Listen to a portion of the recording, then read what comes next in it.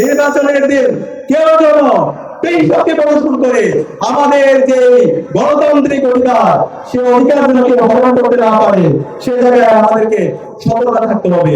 এবং এর সাথে আমরা দেখতে পাচ্ছি আজকে ফ্যাসিস্ট করে হাসিনাকে দায় মুক্তি দেওয়ার জন্য বিভিন্ন পক্ষ চেষ্টা করছে। গত 16 বছরে এই বাংলাদেশের সাথীরা যখন এখানে অসংখ্য আমার মা ভাই বোনরা তাদেরকে দেওয়া হয়েছে, আমার মা বোনদের কোরআন তালিম প্রোগ্রাম থেকে নিয়ে গিয়ে তাদেরকে জঙ্গি বলে চালিয়ে দেওয়া হয়েছে। আমাদের ভাইদেরকে স্কুল কলেজের সিলেবাসের বইয়ে তাদেরকে জঙ্গি হিসেবে চালিয়ে দেওয়া হয়েছে।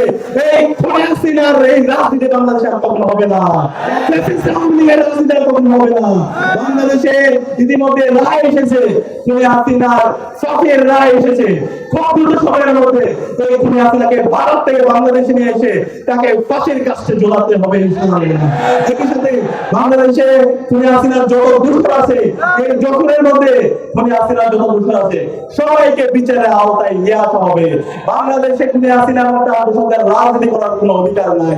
তাদেরকে যেখানে পাওয়া যাবে তাদেরকে সেখানে নির্মূল করতে হবে, তাদেরকে আইনের আওতায় নিয়ে আসতে হবে। বাংলাদেশে রাজনীতি করবে বাংলাদেশ মন্ত্রী যারা আছে তারাই।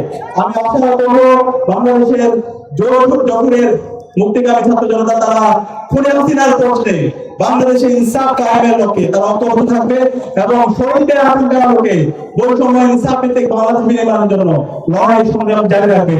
এবং আসন্ন নির্বাচনে আপনাদের যে মনোনীত প্রার্থী ডক্টর মোস্তাফিজ ফরিদ সহ জোটের ছয়টি আসনে যারা প্রার্থী হয়েছে এই বাংলাদেশে জোটের মধ্যে ইনসাফ কায়েম করার জন্য সন্ত্রাস মুক্ত, চাঁদাবাজ মুক্ত এবং শিক্ষা উন্নয়ন, স্বাস্থ্য উন্নয়ন এবং সবার একটি জোট এবং সবার জন্য একটা নিরাপদ চৌরাস্তা এবং পেরিয়াতা একটি বিনির্মাণ করার জন্য উদাত্ত কাজ করে যাবে আমাদের যারা প্রার্থী আছে তারা।